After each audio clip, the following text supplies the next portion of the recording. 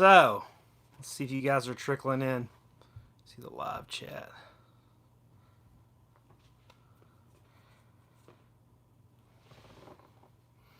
So, I had some issues with the live video. What up? We got people coming. We got them coming. I don't know. YouTube screwed it up. Well, I mean, if we're being honest here, I screwed it up. I the orientation was locked. Like as soon as I started it, it just like it wanted me to do it in landscape. I'm not gonna do video in portrait. I can't do it. So you guys all know where I am. Hey, how's it going? People are coming. Let me know if y'all have any issues. My gosh, I don't go live very often. You know, but I figured it had been a while, so I might as well come back on here and do another live. Hello, everyone. Salutations. I am, so I'm going to rip through my heavy rotation. So, like, you guys know the drill, things I've been finding, all that stuff. And then I'm going to do, like, a Q&A. So, if you guys want to ask questions, you can. I'm probably going to ignore them till the Q&A. So, the Q&A will be afterwards. So, the people that are used to watching the heavy rotation videos, they can watch the first 30 minutes, and that's heavy rotations. And then at the end is when the Q&A will be. I don't know how long that'll go for. So, anyways, but if you want to ask a question, there's a super chat thing where you can, like, buy a question. I've never had anyone do that. So, it'll tell me, you know, and if you buy a question, I'll answer it. So, you know, I don't know. I'm not trying to get greedy here. It's just, it's an option. You know what I mean? So, anyways, coming in, one I found this week that I'm pretty excited about is this Emmylou Harris gliding bird. So, the attic that I go digging at, that I've told you guys about before, he had this. And last time I was there, I picked it out to get it. And when I got home, I was looking through my box. I'm like, what the heck? Where is this record? I left it there. And I didn't buy it. So it was in a stack of records that I was going to buy. And I forgot to grab it. And so I was like, dang it. So I went back and couldn't find it anywhere. Finally found it towards the end of leaving. And, you know, he thought it was pretty rare. So we looked it up on Discogs. And Discogs says that this is a bootleg. And so I was like, well, nuts, whatever. I just want to hear it because you can't hear this record. And then I went on deep dive on the internet and did some research. And I don't think this is a bootleg. I think Discogs is wrong. Discogs is like Wikipedia, okay? Anybody can edit it and anybody can be wrong. The only thing online at all that says anything about this being a bootleg is some like tidbit on Discogs somebody put in there because they said they didn't think that the cover would be a different color because the original cover's like brown, so they didn't think the cover would have changed in color just to be a promo. But this is a promo, and everywhere else I've seen says that it's a promo. Now some of them have drill holes right here, and some of them don't. And why would I have a drill hole if it was a bootleg? So I say Discogs is wrong. I think this is a real promo. If you have substantial information that I don't know anything about, let me know. But anyways, this is a fantastic record. I mean, this is one of those. There's a lot of artists that they kind of disown their first record. Emmylou Harris disowns her first record. It spells it Emmylou Harris, and this is before she met Graham Parsons. So Graham Parsons was her vocal partner, and he was a huge like mentor and influence on her, and so that's why she went in to do like country music, more country style music, Americana type stuff. So this is before, it's more like Joni Mitchell type, female folk type stuff. But this is an excellent record, phenomenal, and you can't listen to it anywhere, so you got to find it on vinyl. So, anyways, so yeah, next one is this Mark Fry, Dreaming with Alice. Now I already had a copy of this. I already had another reissue of this, but every single copy of this has been a vinyl rip. Every reissue's been a vinyl rip because the original tapes, you know, were lost. They couldn't find them, and all the bootleg and reissue labels, you know, they just had to do a vinyl rip. So now again, they do a great job of doing reissues and stuff. They sound fantastic. They got a hold of this. They were able to get a hold of the master tapes. They found them and they reissued them. And this is like incredible acid folk. Uh, Mark Fry was super young. I think he was like 18 or 19 or 20 or something, super young when he did this. But it's just incredible, very, very beautiful acid folk type stuff. So if you're into that, this Dreaming with Alice is a fantastic record. They're now again reissues. They just came out like a few months ago, I think. So they're gettable. And they will go up in value because they sound so good. And this is the only, the original pressing was like, I don't know, thousands of dollars, I don't know. This is the only other copy that is from the original master tapes. So, great sounding copy. Get that one if you can. If you like the acid folk, man, it is beautiful. Moving right along. Got this one. This is Allman Brothers band Peachin'. This is a bootleg that it's been on my radar for a while, but it's one of those things. It's pretty rare. It says on the back that it's limited to only 150 copies. Oh, Zeke the Vinyl Geek's in the house, man. I got to catch up with you, man. He's a great dude. But this is the first half is like June 27, 1971, so just a few months before Dwayne passed away, and then the second side is a live acoustic show with just Greg Allman doing some acoustic songs, and it's incredible. So there's supposed to only be 150 copies of this, and me being a massive Allman Brothers fan, had to grab that. A friend of mine had it, and I got it from him. This is one that is it was a big want for me. This is Guru UFO. Original German press. This is some excellent krautrock at its finest. Really great high energy. Like the first side is smoking. The second side is kind of meandering and spacey and different. But the first side is it's everything you want to hear in a krautrock record. Super hard, super fuzzy.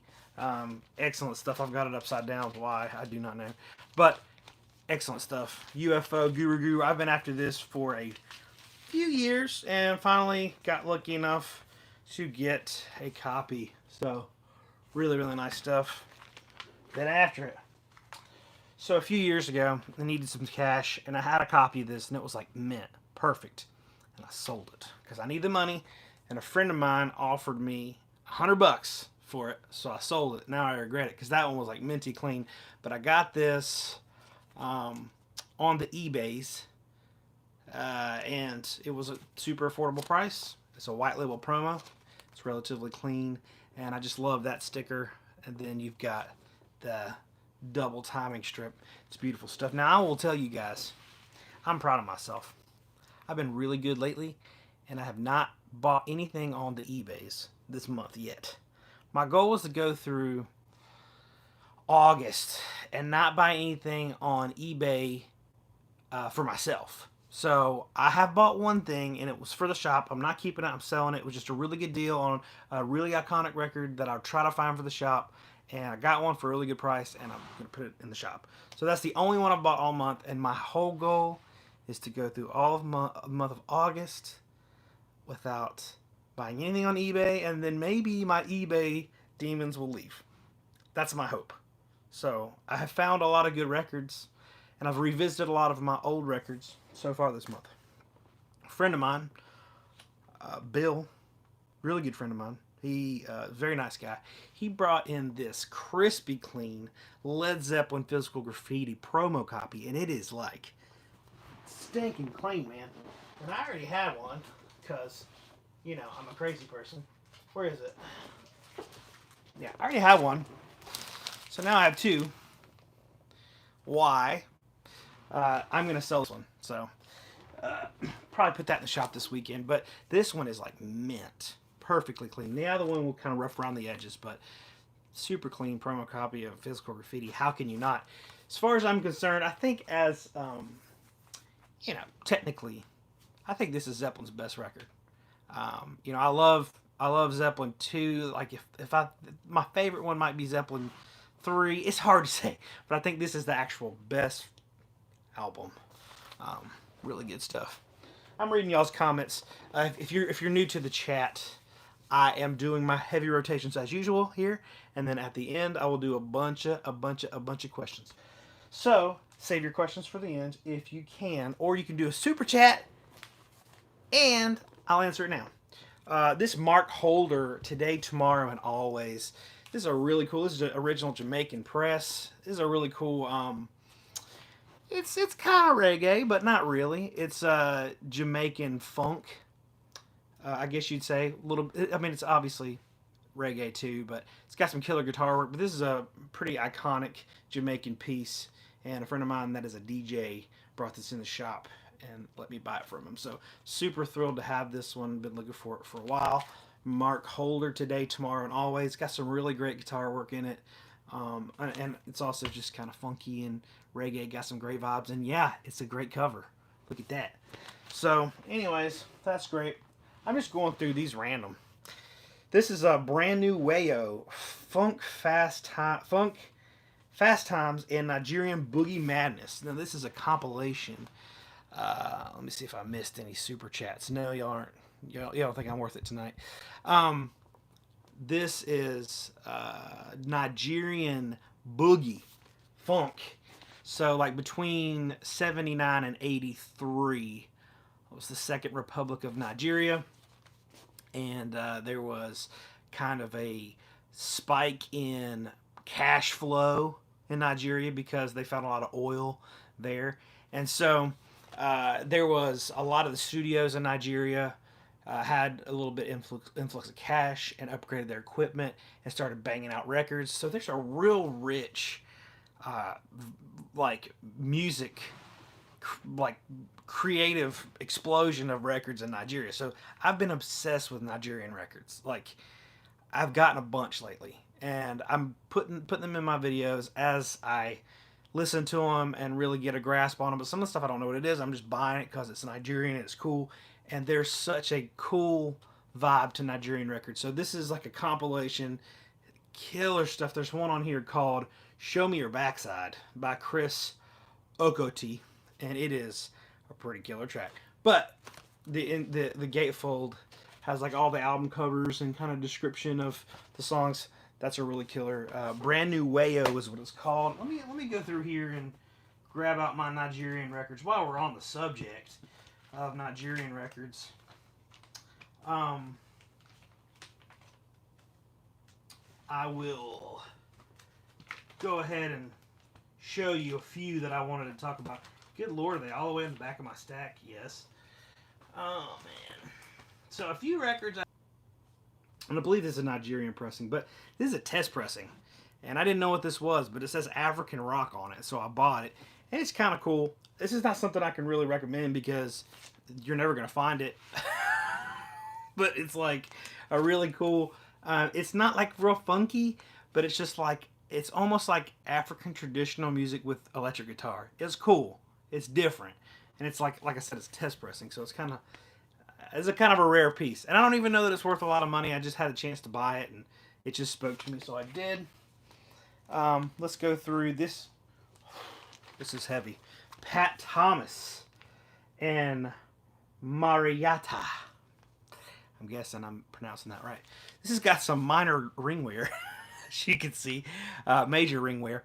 But Pat Thomas, phenomenal musician. He still actually tours and plays around today, but real funky stuff. Real hot guitar playing, amazing stuff. This is a record you're going to track down and listen to, even if you just listen to it online. I'm sure there's reissues of this. I'm actually not positive, but this is an original. I believe the original press was Ghana. This is an original Nigerian press, 77, I believe, is when it came out. But absolutely phenomenal. If you find me on Find This Record, if you have my Instagram page, I uploaded some sound clips of this. It has some of the most insane African fuzz guitar I've ever heard in my life, and it's killer. You've got to listen to this. Pat Thomas and Marietta. It's got to be Marietta, but I don't know. I don't speak of. This next one, Emma Dorgu, Roverman. This is an original Nigerian press of this. This is another smoker. Yeah, it is. It is dynamite. Along the same lines, this is very funky. This is a this was a little bit before the Second Republic. This is 76, I believe, 74. I can't remember. But like I don't know that you guys care very much, but I like to get the facts straight. Anyways, this is kind of a political protest record, but it's very, very funky, and it's very happy, but it still is a political protest record. It's got a really good vibe to it. It's the African Nigerian psychedelic funk, and it is dynamite. Emma is short for Emmanuel, and it is some really great stuff. So here is the highlight of my African records that I found. The Nigerian records that I found. This is William Anyabor, Atomic Bomb. Now look at this record. Look at this cover. You know, he's got all these microphones and he's got his synthesizers and stuff like this. William Anyabor, I could talk about him forever. He is amazing. He's a Nigerian musician. Not a lot of people know a lot about him. There's a documentary about him. I would recommend going on YouTube and typing in William Anyabor. There's like a 30-minute documentary on it. You gotta watch it. Kind of a mysterious guy, but they say he was like a giant, and he only ate one time a day, but he ate like the amount that 5 people would eat in a whole day, because he was just freaking a huge guy. But he was very wealthy. Nobody knows how he got all his money. Nobody knows anything about him really. He was very secretive. But he made these records, and the music is like nothing else anyone's ever heard, because he was going to Europe and Russia and buying up like synthesizers and different equipment and bringing it back down to Nigeria, and he was making this music, but he was using different instruments than everybody else was. So he had like these Moog synthesizers, top of the line studio, and he also had his own label, Will Films, for I guess William, and he had his own pressing plant. So he was able to do everything independently on his own, have total control of everything. He was amazing, and like I'm telling you, there's no other music like it. It's African soul, funk, boogie, disco, reggae, like it's all that at once, and it's the synthesizer work on it is unreal. So in addition to his passion to make really good music and funk and dance and all that, he also had a passion for filmmaking. So he went to Russia and France and went to all these film schools and all that stuff, and he started making his own films. So he made this film called Crashes in Love, and no one's ever seen it, no one knows anything about it, but he recorded this as a companion piece to be the soundtrack for Crashes in Love. And this is an original press. This is a really, really, really hard record to find. This is the original press that has the first mix of it. Now they did a second mix that was, they took out all the acoustic instruments like guitars and stuff, and they just did electronic instruments. Both mixes are freaking killer. This is the original. They're both worth about the same too, but this is the original. These are super, super, super hard to find. Chris Schultz, have you seen it? Have you seen the movie? I don't know that anyone's seen it. If anyone has a link, holla. I want to watch it.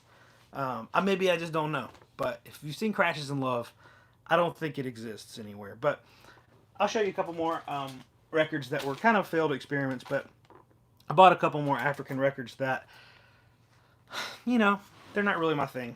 I'm trying to remember which one was which. I think this was the one.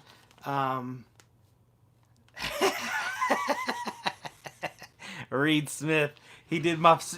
Reed, you have my first super chat. His question was, who's your daddy? I have an excellent transition for that question. Oh my gosh, Reed, thank you. Reed said, who's your daddy? My daddy, his name is Jeff. He's a very good daddy. That's weird to say it that way. I love my dad. I learned a lot from him in life. He's the one who taught me that I could start my own business and gave me the confidence growing up doing that. My dad is a cowboy, and I mean he's a legitimate cowboy. He wears a cowboy hat every day. He has horses. He has a ranch. My dad is awesome. But my dad always liked Southern rock and stuff like that, and which is great. Loves like Leonard Skinner, Marshall Tucker Band, Charlie Daniels Band, all that stuff. And the other day when we were moving, this was a few months ago, he's helping me move, and he's moving on, helping me move all my records. And he's like, "You got that record, that Sly and the Family Stone record with the American flag on it?" And I was like, "Yeah, I think I have it." And he's like, "Pull it out, I want to hear it." I'm like, that's weird because my dad's like really into Southern rock, and it's like a funk record. And so I couldn't find it. And I realized I'd sold it when I sold my collection when I bought the shop, and when I started the shop. So I was like, man, I gotta get another copy. So just a couple days ago, someone traded one in the shop. And there's a riot going on. This was my dad's, and he told me, he said, that was the only record I ever bought with my own money. He said, when that came out, I was 12 years old. I jumped on my bike, I rode down to the record store, and I bought that record with my own money. I loved it, which is crazy. He's never told me that he even liked funk at all. Like I just always thought he was just Southern rock. So he said that's the only record I ever bought with my own money, and I listened to it all the time. I loved it. This is a fan freaking tastic funk record. It is one of my favorite funk records. I'm coming up with a list of like top funk records, and this one's in there. It is like if this was one of those records that was a private press label and no one knew anything about the band, this would be $1,000 record. It's just so good. These used to be like $5. Now they're going up to like 20, 25 bucks. This is a super clean copy. So I'd like to get a promo copy one day, but this is a great record. So I was going to mention this in the video, and then Reed asked to the super chat, "Who's your daddy?" Reed, you're the first person to ever super chat me. Which, if you guys don't know what super chat is, there's like a little $sign down there, and you can push it and you can buy a question. So Reed, that was a very good super chat you sent there. So with the African, I don't know how to say this. I don't know what it Azor.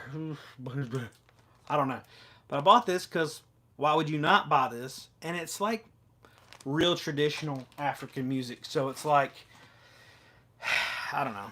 It's not funk. It's just like I don't know. It doesn't have any elements of modern music at all. It's like traditional. And this is the kind of the same way, but it has more guitars and stuff like that. This is Ojo, Idaho, Oho, Idaho. I don't know. I'm not going to pretend to be able to pronounce it because it all blurs together in my head. I bought these both on a whim because, oh gosh, I got more questions coming up. I'm coming. I'll come back to them. These are both, none of them, like there's no recordings of them on Discogs. Like no recordings on iTunes, none even on YouTube. So okay, let me get back up to the questions. So I got another super chat. Oh boy. What record do you throw on to test out a new piece of gear that you've added to your system? Maybe a record that is cheap but sounds awesome. 100% of the time, I throw on Led Zeppelin 2. And I throw on Whole Lot of Love when it's going out of that psychedelic whir of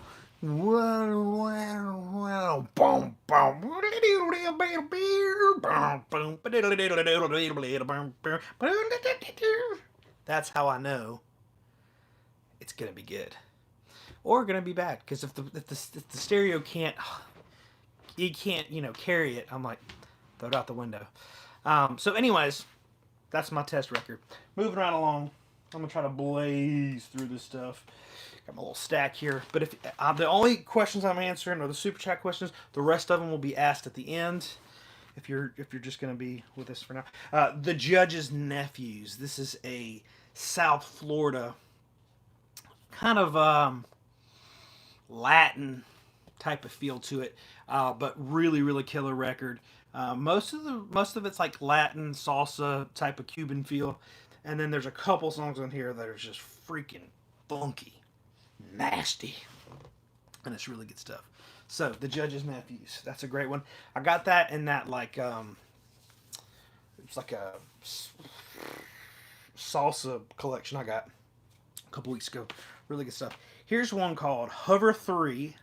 Water for the Frogs. I saw a couple people post about it on Instagram, and I was like, man, that kind of looks like the Slift cover, the black and white, and I better check it out. And it's got really great artwork, and it doesn't sound exact. This is like a certain colored vinyl edition. I don't know. It doesn't sound like Slift as much. It just sounds a little different, but it is like neo-psych, and it's very good. Kind of a band on the rise, I think. This might be their second record, but I really enjoyed this record. This is one that when I've been playing it in the shop, people have been wanting to buy it. So I bought a bunch of copies, and everybody's happy. So it's Hover 3, uh, and it's all pushed together. Sorry, not Hover, Hoover, HOOVERII. Hover 3, Hoover 3. My gosh, what is wrong with my brain? I've been up all hours of the night. The next one is one I've been wanting this for a while too. This is Oliver Nelson. The Skull Sessions. Now this is on the Flying Dutchman label. This is killer. So Oliver Nelson, he did. He's one of these guys. So there's a whole league of legendary jazz players like Herbie Hancock, Oliver Nelson, that did like old school, new, like they were always on the rise. So they were doing like every single new type of jazz that was coming out. They did modal, they did hard bop, they did all that type of jazz. And then when it got to like the mid 70s, they started doing like jazz funk. And I love that stuff because you can tell their experience, you can tell their versatility with their instruments, and they're just like moving with the groove, man. And this is like nuts, crazy Moog synthesizer funk, jazz funk, amazing, amazing. You gotta listen to this. Oliver Nelson, Skull Sessions. This is, like I said, Flying Dutchman. That's a great label. Almost everything on it's good. This is a really cool. Yeah, it's a great cover. You can't go wrong with a cover like that. But you guys got to check that one out. That one's really killer. And I've got another one that's along that same lines. So bear with me. This is another same type of thing. Did like all the old school jazz stuff, and then kind of went along with the jazz funk. Donald Byrd's jazz funk is out of this world. Stepping in tomorrow, he has Gary Bartz on saxophone, which is amazing, like spiritual free jazz saxophone player. Great rhythm section on here. But this Donald Byrd stepping into tomorrow is, yeah, the Mitchell brothers, exactly. Man, he's on here, buddy's on here. The Mitchell brothers. Yeah. So the Mitchell brothers did a lot of really great albums with Donald Byrd, and they were these two brothers, and they were just out of this world. And then all of a sudden, they just kind of stopped making music. But anything that they're on with him, it's freaking dynamite, unstoppable. But this is a fantastic record. I got this the other day at a yard sale for $2, and it's like mint. So I'm super stoked about it. So those two, kind of along the same lines. This Bad Brains. Okay. As far as I know, it was never put on. It was never put on vinyl officially. It was only on cassette, originally, and then they just put it on vinyl for the first time. This is $20, and it sounds freaking fantastic. If you like punk, you need to grab this record. This just came out. Fantastic. So I love Bad Brains. I've been in a punk mood lately, and that's a reissue that you really need to get. Like, I ordered like 10 of them, and they all sold in like 2 days, and I was like, crap, I gotta order some more of these. I ordered 10 more, and they all sold, So, anyways, while we're on the punk train, this Hoosier Hysteria. I was at a thrift store, and occasionally their thrift store will have good stuff, but most of the time it's like every other thrift store, and it sucks. I was in there and I was flipping through, didn't see anything good, and boom, I saw this. Okay, I'm not an expert with punk. I knew this was punk. The front had a pretty interesting cover, but then the back, you see these guys just rocking, And I'll be honest with you, I wasn't sure what it was, but I had to buy it because it has like look at this is Gizmos on one side and Dow Jones and the Industrials on the other side. It just looked super good. I was out in the middle of nowhere, so I didn't have any cell phone service, couldn't look it up, so I just bought it. And holy crap, I got in the car, and I put it on because there's a video upload on YouTube, and this is amazing. This is Indiana Private Press label, the Gulcher Records, and this is something that people in Indiana really look for. It's like a regional grail, and it is freaking killer. So if you can go on, it's called Hoosier Hysteria. It's a comp. So one side is the Gizmos, and the other side is Dow Jones and the Industrials. This is really good. Early punk, and it even has some like synthesizer in it. Amazing guitar work in it. You got to grab that. So, good stuff. This is one. This is called S to S. It says on the descriptor, this is on Summer Records. Totally unknown hard rock proto metal beast from Belgium. Originally released in 1978 as a private edition with only 300 copies. This is like the Stooges or whatever, but this is like super killer proto metal, early hard rock. Amazing. Like it says on the strip, almost unknown. The original pressings are impossible. So that's like super rare, incredible. Let's see what we got here. I already showed my other Grateful Dead, so I'll show this. I just got this Grateful Dead Good Love, and it's a bootleg box, and it's got some tape, and it's not perfect, but it is a Grateful Dead bootleg I didn't have, so I was excited to grab that. Pretty good stuff. All right, we're gonna keep moving right along here. We're almost done, kinda. We're getting there. This is another one. This Elvis Presley. His first album. I haven't had a clean one in a long time. I've been really appreciating this record, enjoying it. I found a really clean one recently, so I snagged it. Love it. Great stuff. Oh, Lord. I'm going to put these over here to the side really quick. Someone mentioned this earlier, this Granny record. This is a killer hard rock record. I think, like, what was it, only 99 copies ever got made of the original press. This is not the original. This is a reissue. And the reissues were even like $200 forever. But thankfully, they just did another reissue. This sounds really good. But really killer. 1971 hard rock. You definitely got to check out. It's called Granny. That cover, unreal. But the original press goes for like $1 million. I don't know. Yeah, good luck finding one of the original 99. Exactly. Ain't gonna happen. This is one. I was up in the attic. The guy that I go to dig in his attic, and he said, "There's a certain these records are off limits," and I never looked at them before. But I was like, "Hey, I've looked at everything up here. Can I look at your off limits records?" He's like, "You can look at them, but I'm not gonna sell them unless you offer me something crazy for them." And I was like, "Okay," and I pulled this out of there, and I was like, "Hey, what's the crazy number on this?" He's like, "I don't know. You make me an offer." I made him an offer he couldn't refuse, and so I went home with it. So this is the Phantom Raiders, the new sound of '67. I see your super chat, and I'm coming.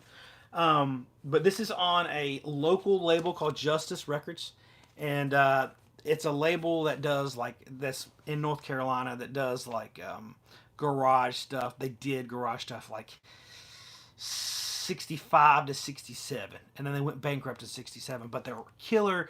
Anything on this label is super collectible, high dollar stuff. And I kind of told him about the label and all that stuff. I was like, I collect this label, is there any way? And he was like, make me an offer. And I made him an offer. He's like, no problem, you can have it for that, you know. And that wasn't even like a stupid number or anything. It was just like what it was worth.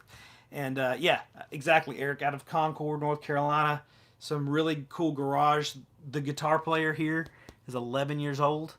The oldest one's like 14 years old, so super young. But what this record label would do is they would go to like teen dances and clubs and all that stuff, and they would say like, hey, you guys are really good. For $1,000, we can give you 4 hours studio time, press 500 records, and then like do some advertisement for your band and all that stuff. So any band that can scratch together $1,000 could get a package deal and get on this label. So everything on there is really interesting, cool garage rock. Some of it's from like Nashville, but most of it's in North and South Carolina. So it's a really cool label. I've had a couple of them. This one's like they're never clean, and this one's like super clean. So yeah, that's a great one. So to my super chat. Sorry it took me so long. You caught me at the beginning. Did you say you were about to start a funk series? Sounds fun, Key. I didn't say that, but I did not say that. I'm not gonna start a series. I'm just I'm working on some funk lists because I think you guys like to hear funk, and I'm not a sellout or anything. But when I see something that you guys are interested in and I can share some knowledge with you, I will. So funk is something that everybody likes. Everybody likes getting funky. So we're going to go into some funk. I've just got a few records left. Daft Punk, Random Access Memories. This is a record you guys all know about.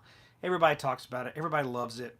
And then when they broke up, everybody went nuts and started spending stupid money on Daft Punk records. And these were like 75, $100.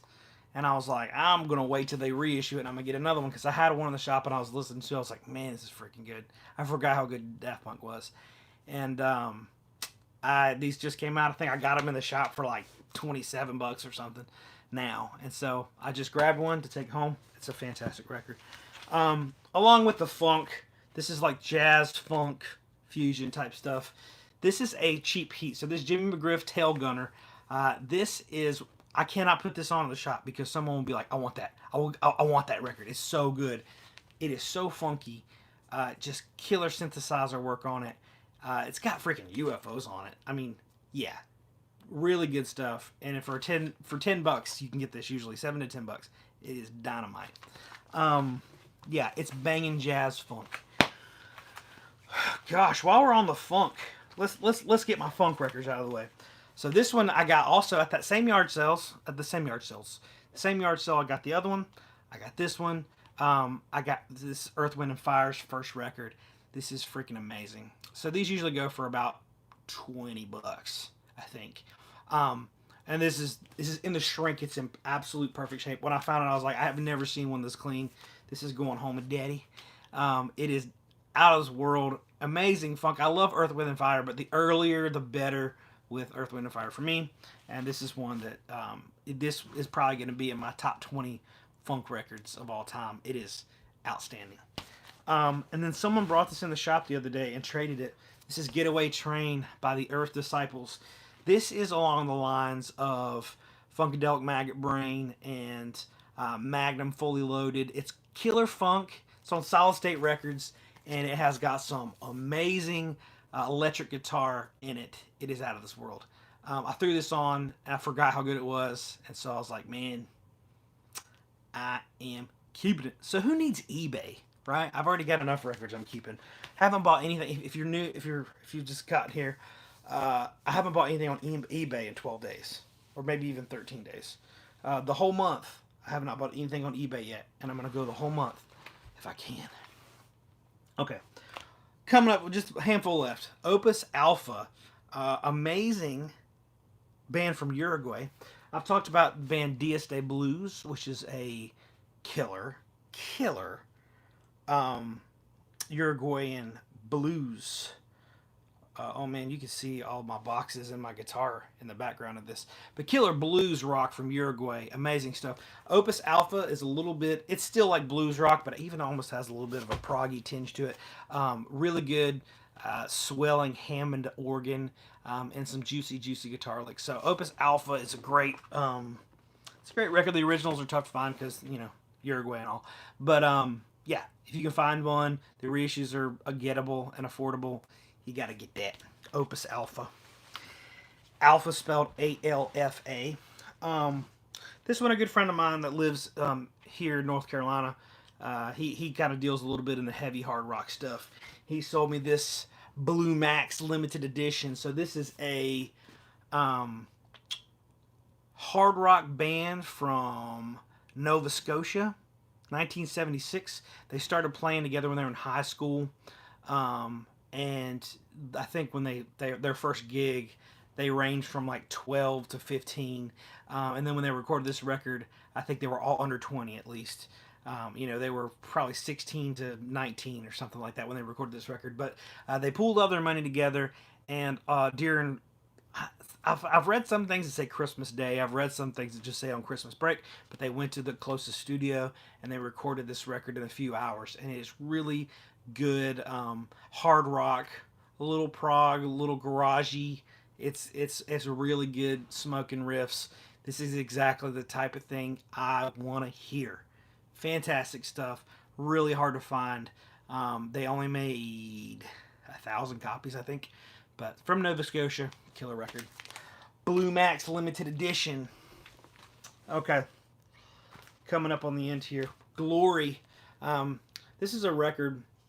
Glory on the Air. Glory was a San Diego band, and 1970 they recorded this for a radio station. They toured around. They opened for like, I'm trying to remember who some of the people they opened for. I know they opened for Steely Dan. They opened for some bigger acts, but they never really went anywhere. They never recorded anything. And Rockadelic Records picked up this radio recording of them. Fantastic hard rock, blues rock type stuff. Rhythm section from Iron Butterfly. Really fantastic stuff. So this is a hard to find. Even it's a 2001, I believe. Rockadelic put it out. Really great stuff. Anything Rockadelic put out is fantastic. So Glory, great stuff. Eric, you're right about that. That's exactly what that means. Saint Diego, which of course means a large wooden ship. This is, I was ripping the price tag off. I was digging at my own shop the other day. Sometimes I get big orders of records in, and Jeremy prices them and puts them out, and I never even look at them. So sometimes I'll just go around and look, and I'm like, oh, wow, I didn't even know we had this. And this is one of those Nickel Creek Live at the Fox Theater, 2014. It's fantastic. If you guys know Nickel Creek, if you don't, they're modern bluegrass, pop, I don't know what you'd call it, but really good stuff. I love Nickel Creek. I love everything they've ever done, and this live show is fantastic. So if you can get a hold of this, I think they're like 30 something bucks. Really good stuff. And then last one, next to last one I was going to show. Shout out to Psychedelic.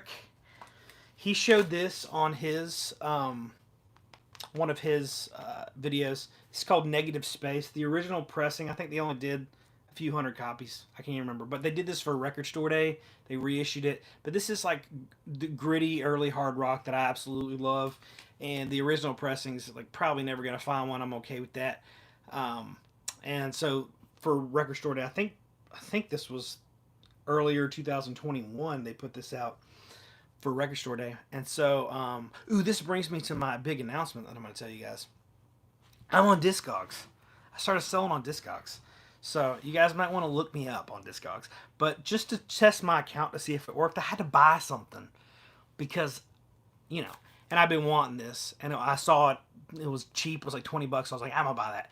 And man, I'm glad I did. This is fantastic. Thank you, Psychedelic, for bringing it to my attention. So I'm on Discogs now. And I've been selling some things on Discogs. I went for it. Because there's some things that you can't sell in the shop that nobody knows what it is and nobody cares, so I just started. I think I've got like 25 things on my Discogs page, but my Discogs name is Dylan, Dillon, Dylan at Noble Records, and it's got the Noble Records face on it.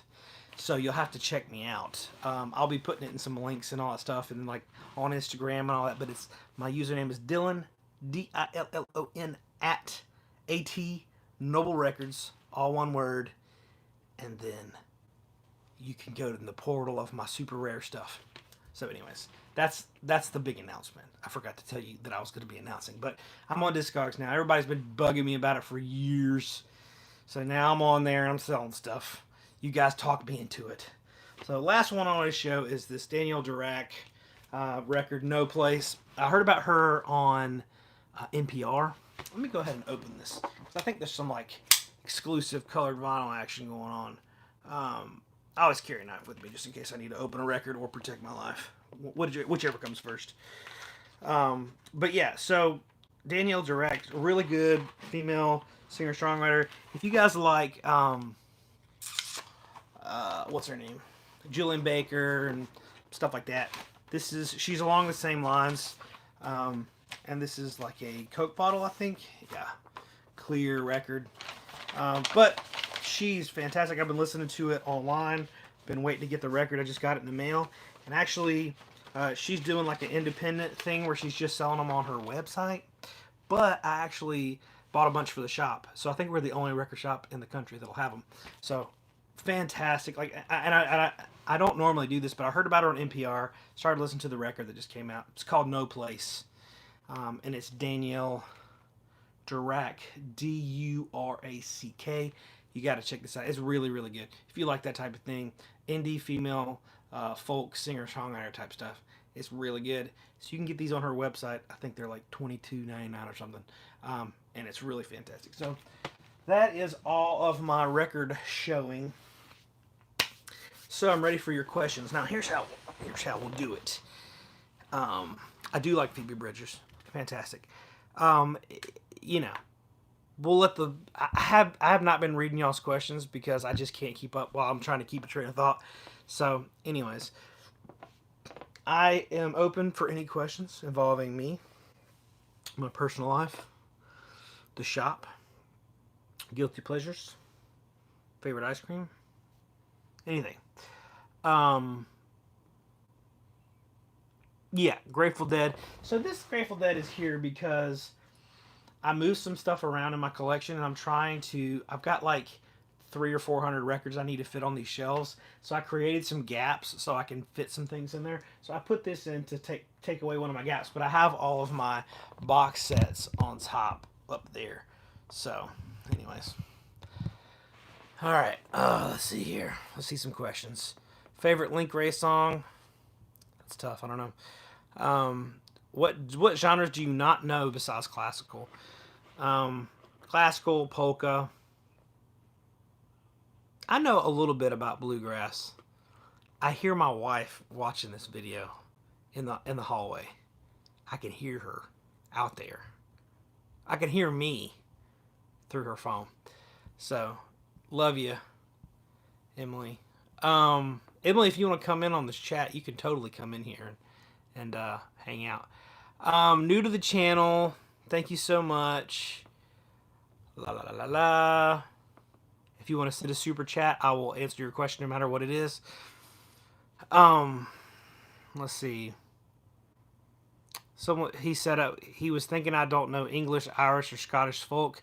No, I do. I do know some of that stuff. I don't know everything about everything, but best piece of advice for a new used record shop owner: pace yourself. I would say. Best way to burn out is to keep a bunch of records. Don't do that. I've done it, but I've tried not to. And to just like everybody always asks me, like the big question everybody always asks me is, what how do you find collections? How do you there must be some secrets working really hard and finding as much as you can. It's really tough. Most valuable record you have, it's probably My Brief Encounter. Their first record. It's tough to get. What album captured your teenage heart? I don't know. Every Led Zeppelin album just completely got me.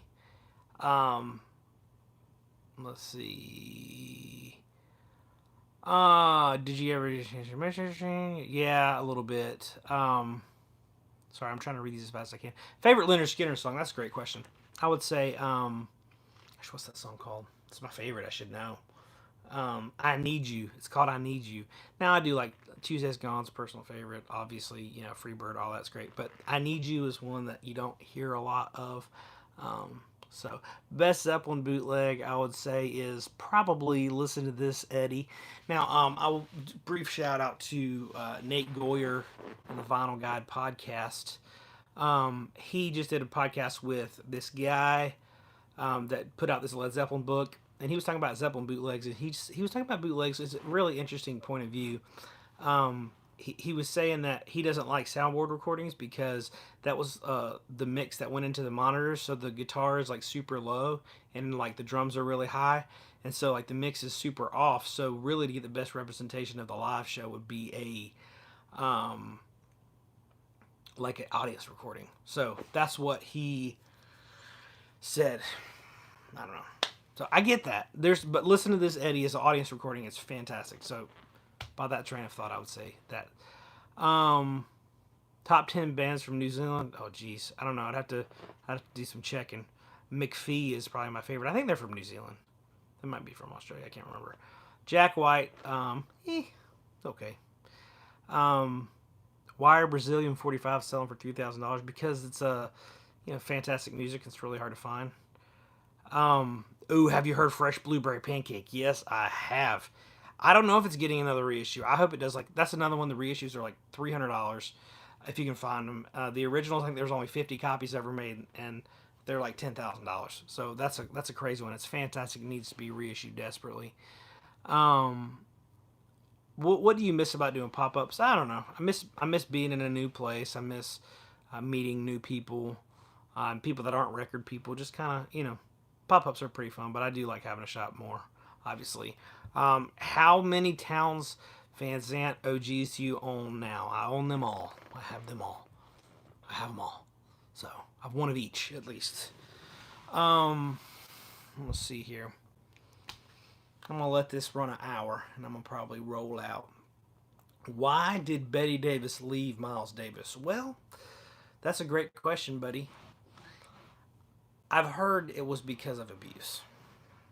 Now, I don't know that that's true. I wasn't there, but that's what I heard. That's a tragedy about Betty Davis because um, she was fantastic, and then she just dropped off the face of the earth, became a hermit. You know, just you can't get up with her. She doesn't talk to anybody anymore. She will never put out music again, probably. So it's really sad. But your videos are quieter than other YouTube videos. Can you make them louder? I don't know what to tell you. I have a mic. I bought a mic, and I edit. Like when I edit them, I crank the volume all the way up. I do the best I can. Sorry. Best jazz record in my opinion. That's tough. I like Love Supreme. That might probably my favorite, or The Cooker by Lee Morgan. Um, do you have any Mastodon records? I like Mastodon, but I don't have any other records. Um, let's see. Gosh, you guys are asking so many questions so fast. Have you ever heard of the band July? Yeah, amazing. You got the White Label promo. Congrats. That's amazing. I need that. Sell it to me. Any feelings on the OCs? Yeah, I love them. They're great. I have a couple of their records. Fantastic stuff. You collect anything other than vinyl? That's a good question. I don't. Um, do you like the band Anthrax? Yes. Gosh, where's that record? I gotta show you this record, guys. Where is it? It's probably not right here. I probably moved it. But I have this autographed Anthrax record. Anyways, I collect. No, I don't. I don't collect anything other than records. I can't afford anything. Buddy says skim milk or whole milk. I don't drink milk or dairy of any kind. I have a very sensitive tum tum, and I will have terrible bathroom trouble if I have milk. So occasionally, you know, if I need something in my coffee, which I usually just drink it black, I'll go almond. Um, Greatest yard sale finds. That's impossible. I don't know. I'll tell you about the yard sale I went to. This is bad. I probably shouldn't tell the story. But this guy posted an ad that he was having a yard sale this past Saturday, and he said he was selling a bunch of records and showed a picture of this giant record shelf. And I was like, man, I gotta get over there. And so I couldn't even sleep. And I just sent him a message. I said, call me as soon as you wake up. He called me at 6 a.m. And I was like, hey, can I come over right now? He's like, yeah, sure. So I went over there and I got first dibs.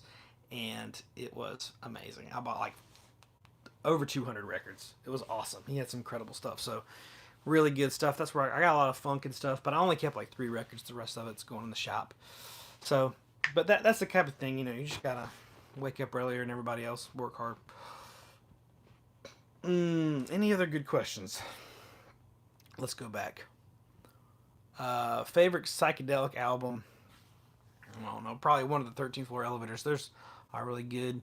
Do I own any Geronimo OGs from Germany? I don't. I wish I did. A couple of those I'd really like to have. What do you think of alt rock, folk rock from the 90s? Jeff Buckley, Elliott Smith. I love it. I love Jeff Buckley. I love Elliott Smith. Fantastic stuff. I love all that stuff. Best live show you ever attended? Eric Clapton was really good. Aerosmith is probably the best show. They just put on a heck of a show. I love Beck. Somebody asked the opinion on Beck. Beck's really good. Sea Changes is my best Beck album. I just love it. You want to see my MoFi copy of Sea Changes? Where is it? I don't know. It's in here somewhere. Sea Change. I said Sea Changes like a amateur. Oh man, yeah, I got a MoFi copy of it, so pretty sweet. I'm not trying to brag or anything. When am I doing a Christian psych show? I don't know. I got to pull a bunch together. I got a good deal of like pretty good Christian psych. Where's that one I just had? I need to put this on Find This Record. It's a really killer. This is the All Saved Freak Band. Really cool acid folk psych Christian band. Interesting stuff. So let's go. Oh, sorry. Gosh, you don't even know what's going on my screen here. I just kind of. Worst show you ever saw was Bob Dylan. I did see Bob Dylan, and it was bad. Opinion on the Black Keys? I don't want to say anything bad about the Black Keys. They're good. But I don't listen to them. Everything tends to sound similar to everything else. So yeah, there's a lot of good Christian funk. Yeah, like gospel funk. ZZ Top's amazing. Yes. Have I heard of Ocean Alley from Australia? I don't know. I'll look into it. I might have. I don't know. I'll have to check that out. It might be something I would identify by the album cover. All right. How much would you price a VG minus original 6i of Kind of Blue? I don't know. Depends on which one. There's several originals. There's a mono, there's a stereo. There's, original doesn't mean first, doesn't mean second. Some people say, Don't Cry Little Tree. Yeah, I have a copy of that. Got it from Buddy. Let's see. Are you a fan of newer music like Tame Impala? Yeah, I do. There's a lot of newer music I like. I just showed a newer album. It's pretty good. Ever hear of a Flying Nun stuff from New Zealand? Probably. I can't think of any. Gosh. Have you ever listened to... I think I have. Yeah. Why is Ohio Players Honey so good? I don't know. It's good. Radio Moscow's Killer. Pantera. Pantera. I've got... where is it? I've got... Oh gosh, where are you, Pantera? Here you are. This is my favorite Pantera record. It's the original power metal and the shrink. Fantastic stuff. So, any burning questions? I will leave an opportunity for a super chat. Metallica or Megadeth? I like Metallica more. Korn or Creed? I like Creed better. Thank you for all the kind words. There's a lot of people, I've not been saying it, but there's a lot of people that have been saying nice things, like they like my channel, all that stuff. It's hard to keep up the momentum. Sometimes you do, like lately I've been doing videos and I don't see as much interest as before. There's certain times to where the channel's hitting and everybody's loving it and all that stuff. And then there's times to where it seems like no one cares. So thank you for the kind words. I appreciate it. It's hard to stay consistent with it. It's tough. So, anyways, I love doing it. I really love doing it, but I never really thought, it would be like this. I never thought that people would care to watch my videos and that I would have to sit around and try to come up with ideas for videos and all that stuff. So, anyways, thank you, Eric. Yeah, positivity is key. That is very true. King Gizzard, I have like a crap ton of King Gizzard stuff. It's unreal. Love Leonard Cohen. Okay, Craig, you've asked 3 times. I heard you. I might do a grading video. That's actually a really good idea. Oh, hey, Mazzy. I haven't seen you. I don't know if you've been here. Tie-dye or plaid? Depends on the time of year. Summer tie-dye. If it's plaid. Do I know Slift? Oh, do I know Slift? I know Slift. Okay, I basically invented Slift. Craig, I'm joking with you. I will do one. I will do one, probably, and definitely. Um, Mazzy, I would never blow off your questions on purpose. I didn't. I didn't do it. I will say Mazzy is one of my favorite channels um, uh, out there. He's fantastic. He knows way more about music than I ever will. I can fool you with my music knowledge. Mazzy has actual music knowledge. Holy crap. Brendan Cooney sent me $25, recently opened my own shop, and took the plunge after watching your videos and being inspired. You've been incredibly helpful, and I appreciate you. That is all. Brandon, that is the nicest. This guy is the nicest. I can't even believe that. Thank you, man. I appreciate that. That's the thing. Like, my whole thing is positivity, like Eric Weinbender said. I like to be positive, and the thing is, like, a lot of record stores want to hide the knowledge from people, and try not to tell them all their secrets and all that stuff. I don't mind telling you all my secrets because I want record stores to do well. I want your store to do well. I want my store to do well. And if everybody's stores does really well, and we serve our community really well, and people really like buying records from all of us, then people will still buy records for years and years and years and years. And that, I mean, all I want to do is keep this sickness going with these records, because then I'll always have a job. So it is self-serving a little bit, because I do want people to always want records. That's my goal, is to keep that on people's the forefront of their mind. Um, anyways, so this is becoming a good chat here, and I appreciate all the super chats. You guys are great. Um, so Dylan, I'm buying my friend collection from his sister, 4,500 pieces. He passed. Man, that's crazy. That is sad when somebody passes away and you get to buy their collection, and you're excited, but you're also sad. I do, man. That metal collection, and I didn't even know the guy, but that metal collection that I bought in December, it was fantastic. But like, getting to know the family and the guy and all that stuff, man, it was sad, but also, like, it made me really appreciate him and all the I don't think anyone realized, other than me, how much hard work that guy put into his collection, because like, I went through every single little thing, and like the receipts he kept, and like the autographs he had, and like the little promo things he got, like just every little thing. Like, it's just, and it really makes you think, like, when you go, who's gonna have your records, how are they gonna handle it, all that stuff. So could you do a video of what it's like running the store for a week? I run my store differently than most other places probably do. I am only in the shop 2 days a week. Well, maybe 3 days a week. It depends. So, like, sometimes I'll have a work day in there where I'm in there for like a Monday or a Tuesday, and I'm in there all day hammering stuff out. But a lot of times I am there all day Friday, all day Saturday. And then I stop in during the week and get some things done and direct some people on what to do and all that stuff. But I'm out digging like every day. That's what I like to do.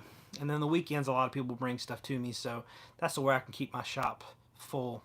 So, anyways, but yeah, um, ever since the video of the metal collection, I have been using the term "I made brownies in my basement." Yes, brownies. Well, so it's actually downstairs brownies. I thought about making a T-shirt that says "downstairs brownies," but I don't think people would wear it.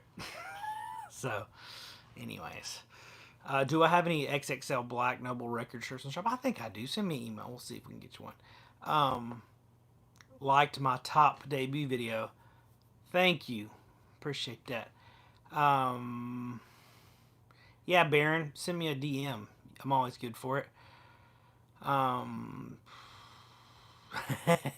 Dean says, my wife's not down with the sickness. LOL. Dylan, have you ever printed fake receipts for husbands to show their wives?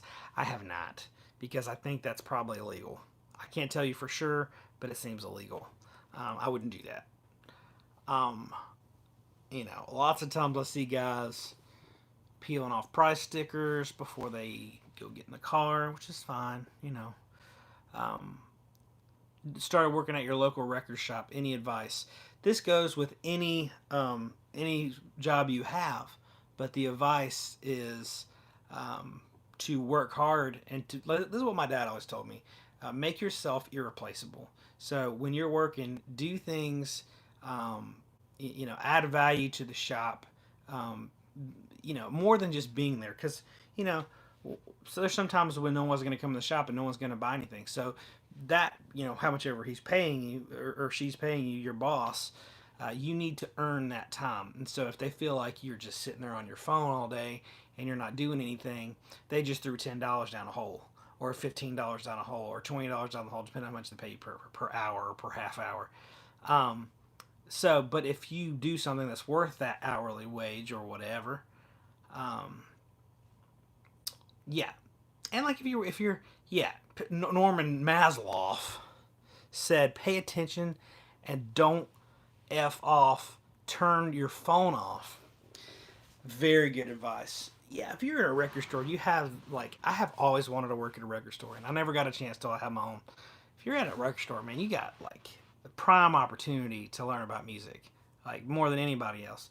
So but like I was saying, with any job, anytime you're not there's not customers in buying anything, or if it's a slow day or whatever, make sure you earn that paycheck, especially if it's a small business, because it's hard. Like there's days, especially early on, there were some days that I paid the guy that worked in the shop more than I made that day, and I was like, I just lost money today. That's just the way it is. But like that's the money that you're getting is different than you working at Walmart. You know what I mean? Yeah, pay attention to Mazzy has got some great pointers. Pay attention to the customers. Exactly. Strike a conversation with people. I hire nice people more than I hire knowledgeable people, because I want it to be like, I want the staff to be approachable. I want people to be nice. I want people to feel like they're at home. So I think that's more important. Dylan, can I work at your store every third Wednesday every 5 months? You can volunteer, maybe, but we'll see. We'll see if you make the cut. I'll interview you later. If you talk to the customers, they'll like to shop. That's true. But I just want the customers to feel like they're at home, and I want them to feel, and I think I shared this on my Instagram a little while back. I remember when me and my wife just got married. I was making $1,000 a month. I was broke as a joke, and I had never bought a new record before. I had only bought used records at yard sales and all that stuff. I've never bought a new record before. But me and my wife really liked this record right here. This right here. Bon Iver. We really loved this record. It was one of our absolute favorite records, and we were listening to it like crazy in the car and stuff. And I was like, man, I really want to go in and buy that record. And it was like $15, right? Not a lot of money. But at that time, I'm telling you, we were so broke, I could not afford it. But I saved up $15, and I walked in a record store, and I said, hey, I grabbed the record. I didn't say nothing. Threw it on the counter, paid for it. And the clerk looked at me like I was an idiot and said something really smart about, like, oh, you're really, sophisticated taste, or something real jerky, and it made me feel this big, like I was stupid and that I wasn't sophisticated and I was buying this popular music and all this stuff. And I just felt like crap. And I never wanted to go back in there again. And I always thought, man, if I had a record store, I'd just be nice to people. Because, I mean, at least they're supporting your shop. And so I always, like, no, people come in and they buy, like, grown men come in and buy Taylor Swift albums. I'm like, I don't, like, that's great if you like it. But they always say, like, hey, this is for my wife, it's not for me. And I'm like, look, man, you can own it. I don't care about that as well. So, I mean, whatever you want to do. There's a lot of music I like that people don't think is cool, and I don't really care. But anyways, so all that to say, if you have a record store, you attract a lot more bears with honey. Uh, do you have the Chris Cornell box set? Yes, I have it. It's still sealed, and I'm thinking about selling it. I don't know. I haven't opened it yet. What country's music are people sleeping on? Are you talking about which country or country music? Joking. I know you're talking about which country. So, and there's great music everywhere. I just found this really killer, and I wish I had brought it home, but I left it at the shop because I've been listening to it. But there's this really killer South Korean psychedelic band I've been listening to. It's called Runaway. It's really good. But I mean, every single Hoyt Axton, every single country has great music. Australia, if you're just getting into psych and stuff, like if you're just getting into like psych and prog and stuff, Australia has unreal psych and prog stuff. Really good stuff. There's a whole realm of Italian prog that is unreal. There's South American psych that's insane. Argentina, Uruguay. This is one I was going to show and I forgot. So this is La Biblia by Vox Day. Vox Day is Argentinian. Incredible band. But there's so much good, like, hard psychedelic blues rock in Argentina and Uruguay and Brazil. Some unreal stuff. There's Japanese hard rock that's really good. There's great music in Canada. There's great music in France.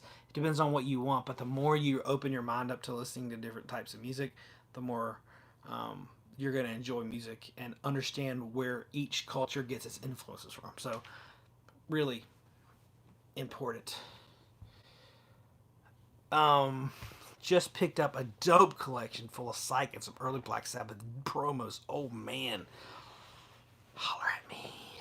You're from Argentina. You got some good music down there. You got some good music down there. Eric Weinbender said, Billy Joel, Attila or Bust. Attila is great. I know I have it somewhere, but I really wish I could find that freaking Anthrax. Where is it? No, that's Armageddon. Where's my Attila? I've got Attila. That's a really good one. Agua Turbia. No, that's not Agua Turbia. That's Aguilare. It's from Argentina. Killer stuff. Anyways, I need to just do a live video where I just go through my collection and just show you things. I got another super chat while I was turned around. I sometimes get overwhelmed of caring for my records. There's always conflicting statements. One person might say this and do this, and someone else says that will destroy them. How do you get over that? Use common sense. I mean, people have cleaned records wrong for years and years and years. There's people on all these, like, what's it called? The Steve Hoffman forums where they're like, hey, if you do this, it's going to mess up your blah, blah, blah. I mean, they're pretentious people. There's a lot of them. And that's a generalization. Sorry, I wasn't meaning all of them. I'm just saying, as long as you take care of your record and you don't do anything stupid with them, you're not going to mess them up. But don't wash the label. Don't do that. Don't use, steel wool. But apart from that, use 100% cotton and use something that people use to clean records and you'll be fine. I would get like a spin clean. Those are like really good. I think they're like $75 or something, maybe less. And they're really good, deep, ultrasonic clean. Best way to do it. If you're just doing it and you don't have like a record store like me, you're just doing them once in a while. I've never cleaned a record in 50 years. My records are pristine. Mazzy, that's funny that you say that. I do have a record cleaner. I do clean records some, but I don't clean them as much as most people do. I have a really sensitive system, but like some people, like they have to clean it before they play it. I mean, unless it's like filthy and it has like mold and dirt and junk on it, I don't really clean them if they don't need it. I don't know. I mean, it has to be dirty. I mean, it has to actually have dirt on it for me to clean it. I really don't. Like, for my personal collection, as long as it's a clean record, like, I'm not going to get all hung up over like a couple, maybe that's like a taboo thing to say, but I mean, people are like real anal about cleaning their records. Like, I don't know. Unless they're dirty and they need to be cleaned with, like, they got a little dust particle here and there, I'm not going to sweat it. And, like, I've had people come in and they're like, hey, I need these records cleaned. And I'm, like, I don't really offer a cleaning service, but I used to do it sometimes just for, like, I would charge to do it once in a while. It's so annoying I don't do it anymore. But, like, and I would look at these records, I'm like, this record's freaking really clean. I don't know why you would need to clean this, but, whatever.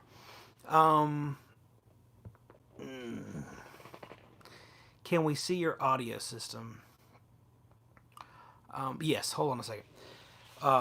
Someone says, what other YouTubers do you watch? So, Mazzy, Norman Masloff on here. Watch his all the time. Oh gosh, man, I'm so tired. My brain's not working right. The In Groove, Mike at the In Groove. Everybody brings a little something special. So Mazzy, like, great stories. He knows a ton about music. I'm telling you, Mazzy knows way more about music than anybody else. Way more than me. He's lived it and he's been there and he's probably hung out with most of these. Bob Bradley's a great channel. I love Bob Bradley's channel. Psychedelic, I watch his. Dots and Loops. He doesn't do videos anymore, but I really liked his. Nico Malcolm's great. Exactly. There's a new guy doing it. There's a couple new guys. Okay, one is, and this is not actually, he's not super new. He's just kind of got a smaller channel. It's called Grails from the, hold on, Grails from the Crypt. This is, and it's really good. He's got like, he's a hustler, and he knows, he's got a good, he finds a lot of good stuff. And then there's one called Dirty Dusty Records, and he does like a lot of world music and funk and stuff like that. Great info on that. And then like I watch a bunch of other weird channels. Like when I'm watching YouTube videos, I watch a lot of news bloopers. I watch Good Mythical Morning, which is like, oh yeah, Too Many Records. I don't know how I forgot that. I watch his videos every time they come up. And then I watch, what's it called? There's one called Hot Ones, and it's this guy that he sits down and eats hot wings with, like celebrities and stuff, and like he, like they'll be eating like the world's hottest wings and like sweating and all the stuff, and then like asking them like really personal questions. I don't know, it's interesting. There's like one crime one that does like all this crime stuff, like Chris Hansen, To Catch a Predator type stuff. It's really interesting. Like I don't know. So when I'm watching stuff, also like I like to watch dash cam footage of car accidents, so I know how fragile life can be. So someone go into your lane and smash into you, and it totally not be your fault. That happens to half the people that get in car accidents. It's not their fault. It's somebody else's fault. So like, watching those dash cam footage videos, like it really like makes you drive like you're on it. Like you. So, anyways, so that's what I watch on YouTube. I don't watch a ton of YouTube. News bloopers, I like news bloopers a lot. Zeppelin's worst album is better than, most other bands. Anyone here like Anthrax? I have an autographed Anthrax album. I need to find it. It's back here somewhere, I think, but it might not be. Is that it? No, that's Babe Ruth. All right, favorite movie / TV show. Say, oh man, that's hard to say. Well, I will say,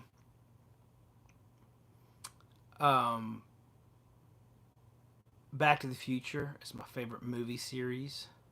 I really like it. From being a kid, that was always one of my absolute favorites. Zappa, I have a bunch of Zappa. I love Zappa. Don't watch movies or TVs because I'm too busy listening to music, he says. Yeah, I mean, I listen to music a good bit. I don't watch a ton of TV, but every once in a while, we'll sit down and enjoy a movie, Let's see, Guardians of the Galaxy. Yeah, I don't know. I've watched it, but I can't remember much about it. I have a real bad retention for movies. I don't have much room in my brain for it. Let's see. Oh, man. All right, we're coming in. I said I was going to cut it off at an hour. I'm always scared I'm going too long. But any other pressing questions, I'm into it. Favorite Pez dispenser. I don't have any Pez dispensers. Favorite punk frontman. Iggy Pop, I guess. I don't know. Gotta be. How's Eric Weinbender feeling? Hopefully he is on the up and up. Did I ever show that Zior album? Or Zior? I think it's Zior. I think I showed it. Pretty sure. What's going to fill the dollar bins in 20 or 30 years? Uh, all the Walmart exclusives, and not like the Metallica ones and stuff, like all the real lame, like Blake Shelton Walmart exclusives, stuff like that. That's going to fill the dollar bins in 30 years. So,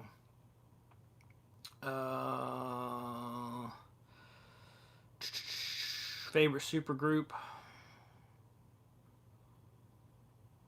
I don't know. It's tough. Most common album I sell in the shop. I mean, Fleetwood Mac Rumors, I think, is the across the board answer. I think that's the one most people sell. But like, Billy Joel sells really well, and I get a ton of it. That's one. Like, it's like really common stuff. I mean, super, super common stuff. The rare stuff sells when somebody comes along and knows what it is. But any 80s, like hair metal stuff, flies off the shelves. Can't keep it in. Stuff like that. Okay, well, Norman Maslow is sending me a yawny face, so I'm guessing it's time to go. All right, I'm giving it one more minute, and then I'm heading out. Thank y'all so much for hanging out and talking music with me. I've thoroughly enjoyed it. Be good to your record store owners and friends and enemies. Be good to everybody. Oh, Billy Joel was the yawn. I thought you were saying I was the yawn. Okay, well, whatever. I know what you really meant. But thank y'all for watching the live video. And if you guys enjoyed it, drop me a line, let me know, send me a comment, and hopefully we will do this again. Appreciate it. How do I get out of this thing?